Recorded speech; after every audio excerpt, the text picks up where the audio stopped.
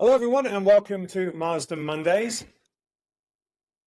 On Tuesday, it's okay. It was a holiday weekend. It is what it is, right? It is what it is. So anyway, I'm going to get straight into this. I'm going to answer your questions. I hope you had a nice weekend, by the way. Extended weekend for some people not, but I hope you had a good one. All right, let's get into this. Dade Lee Murphy asked me about Street Fighter Cammy White's best outfit. It's got a Union Jack on the back. Oh, Union flag. It's not the Union Jack. Union Jack is when it's on the back of a ship. Yeah. All right. I don't know. I don't know if that is Cammy White's best outfit. Looks pretty cool. All right. Lals. Alana Scottish says, when is the song coming out? You guys really want me to do that? I've already inflicted enough pain in my life. No, I'm joking. Look, I mean, who knows? I might go back and do some more singing. Maybe, like I said, maybe an acoustic version of the Heart's Lone Desire. Who knows? It's kind of retro now, right? It's been a long time. So, Dave, why can't actors hold and carry cups of coffee, empty cups of coffee, as if they were full? Like acting as if they were full. It's a lot easier if you just put stuff in them.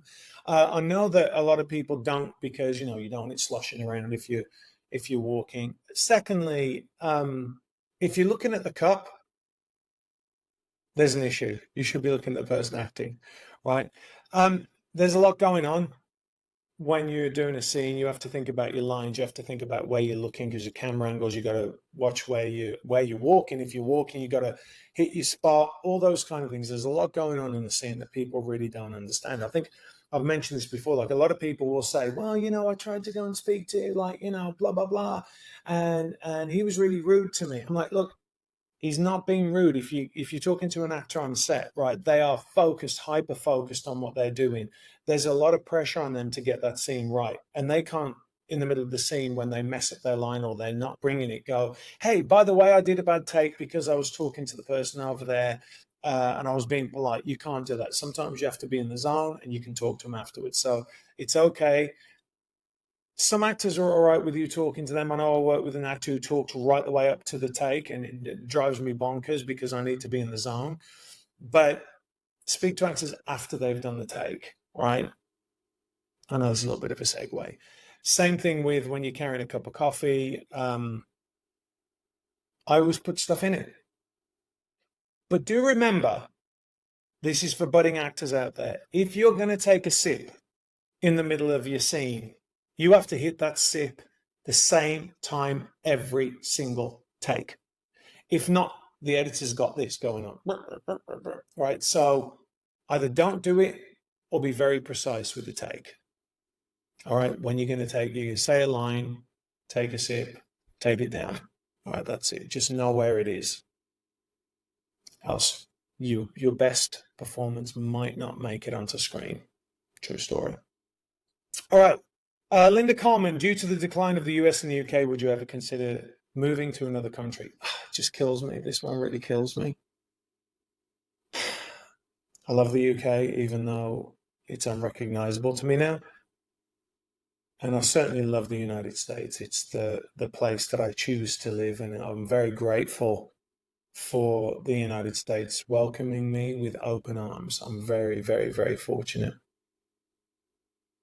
But it's declining massively and at a rapid pace. So nothing's off the table right now. I wouldn't like that. I think that mainly I would rather see Texas secede before I would leave the country. But I mean, some of this stuff is pretty crazy, right? It's pretty crazy.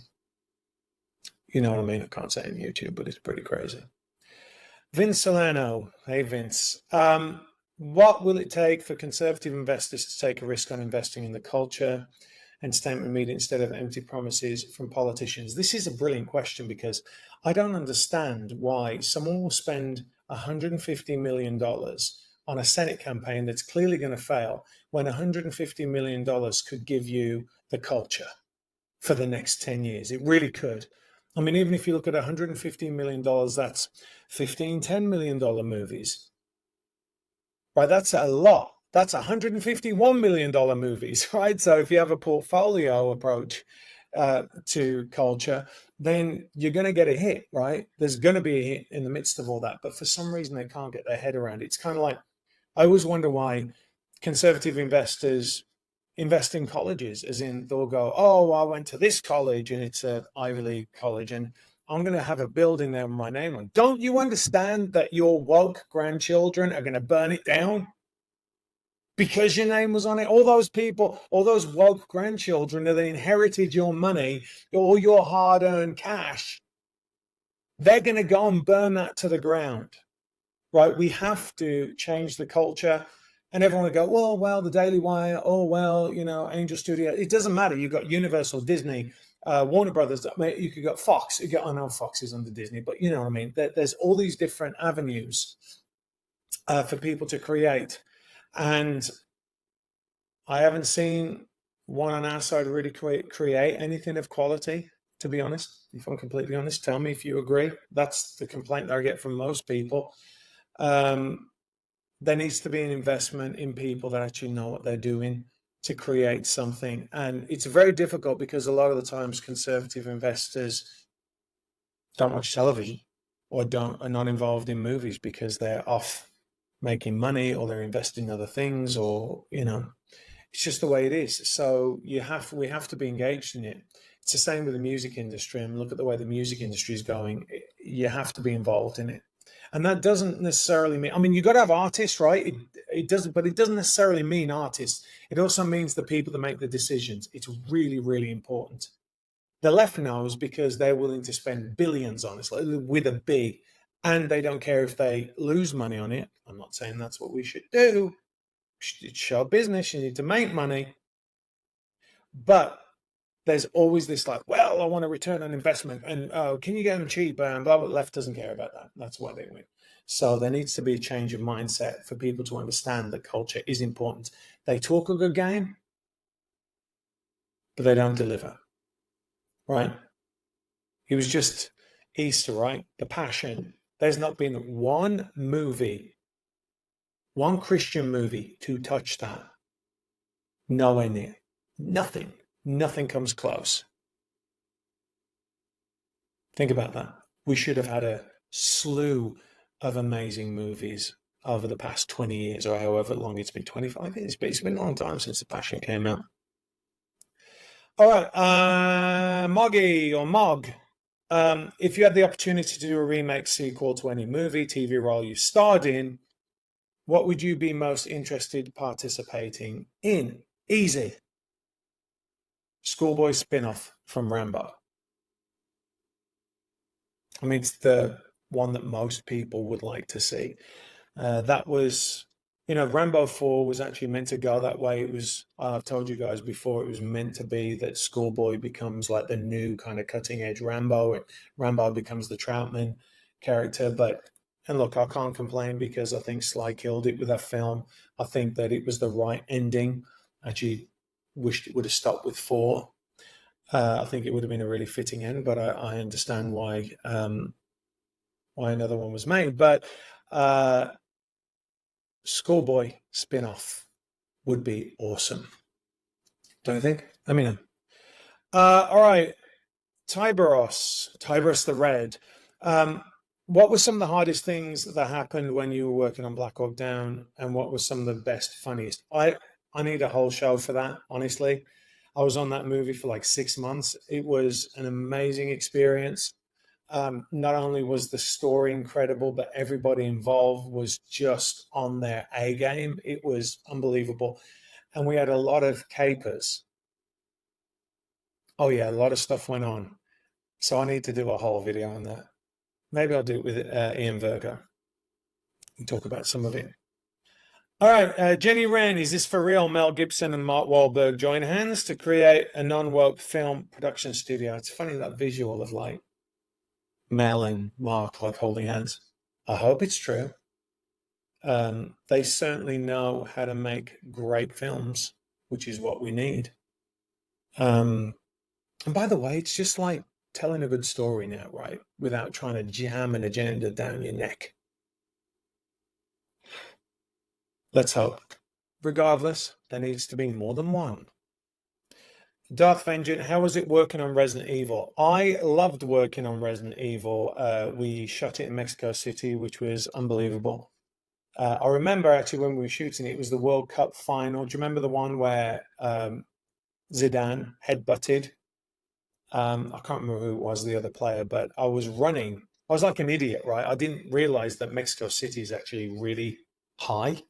And I just flew in and I carried on my training regime, which was running a lot. So I was running, an hour and a half, 2 hours, and I was actually in the treadmill because the air quality was super bad.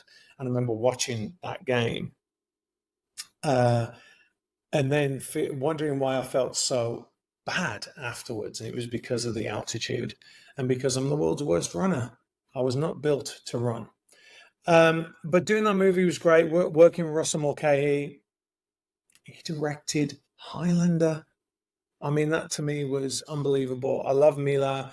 I love Paul Anderson, who wrote and directed the first one. And I think he wrote that one, but he directed a bunch of them. He was a very good friend of mine, very underrated director. Working with Ian Glenn, the whole thing was just awesome. And being a part of that great franchise, it's, I think that the franchise is looked back upon a little bit more fondly now.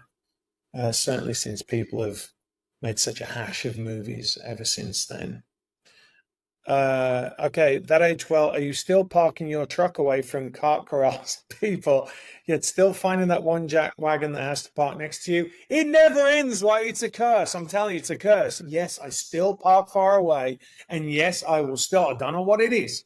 You can park right the way on the other side of a parking lot, or as we say in England, a car park, because it's where you park your car. But it's a lot where you park. Well, both are valid, in my opinion.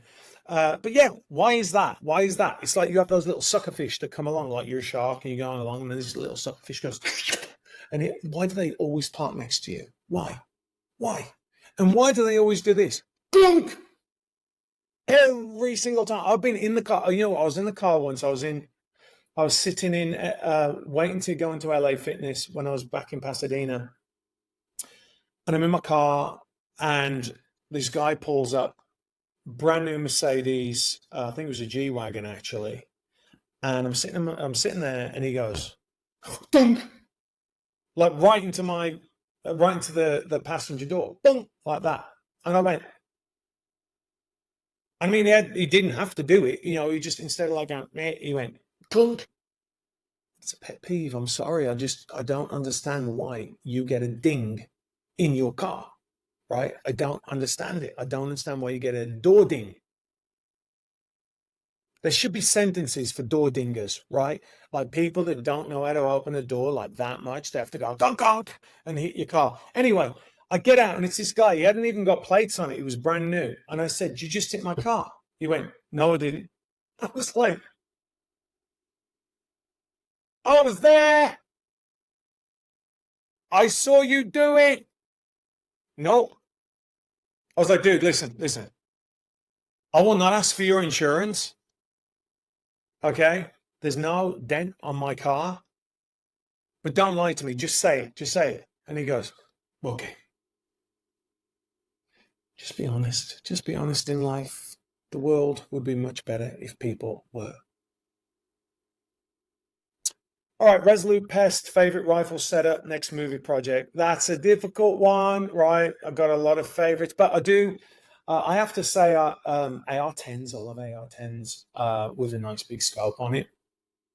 And the AR-15 platform, just nice red dot, couple of flip-up sights, very simple.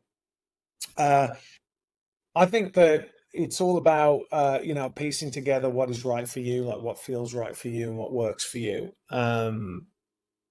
Yeah. So I don't really I'm not a brand guy. Just like to know that it works. All right. Zigzag, favorite actor to work with. I have too many. I mean, I've worked with some incredible actors. I mean, I've worked with some like technically brilliant actors, like big stars, but also people that are amazing human beings as well, right? Ian Virgo, who was in Black Hawk Down, with incredible. To be honest with you, the majority of the cast in Black Hawk Down was incredible. Joy Lenz. I mean, these are like lifelong friends of mine now. Joy Lenz, who I worked with on a TV pilot that Simon Kinberg wrote and Jerry Bruckheimer produced. She's an amazing human being. Who else? Rachel Whittle, who I just worked with on my next movie, and Josh Murray and a bunch of other people on that. Obviously, you know, I have too many people. Steve Howie, Graham McTavish, they're all really great human beings. Johnny Messner, Carl Yoon, Katie Strickland, all the guys from Anaconda, Mona. I'm blessed. I've worked with a lot of great people. So next movie project called Protocol 7. It's going to be a shocker, I'm telling you. Comes out on May 31st, I think, right now. So it's going to be quite an eye-opener for you guys. Let me put it like that.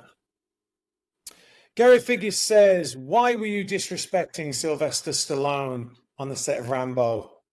I replied, what are you talking about? That is utter crap. And he put, when Sylvester tells you to act better, you better listen.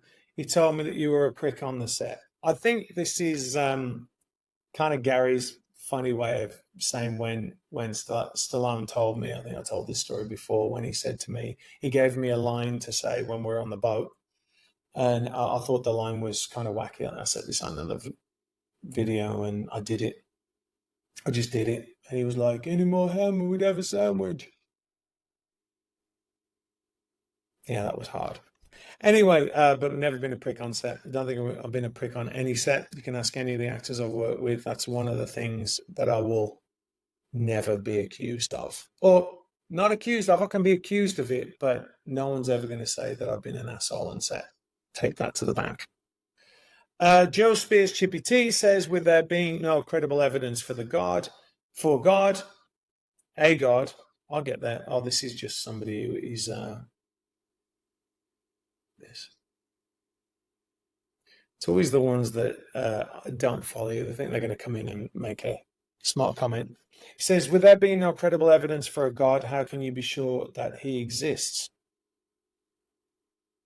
There's a lot of presumptions there. So there's no credible evidence for a God, right? I'm not going to go down this route on this particular video, but there's plenty of evidence that there's a God, including using logic and reason and not referring to anything like the Bible or tradition or anything like that. If you follow Thomas Aquinas' 5 proofs for the existence of God and do it in a way that you don't make straw man arguments like most of them do, you will see that you can actually prove there's a God by logic and reason. In the same way, you can prove that there is an immortal soul by logic and reason. And what you'll find is the majority of the arguments that you get against this and say, oh, Thomas Aquinas says, like,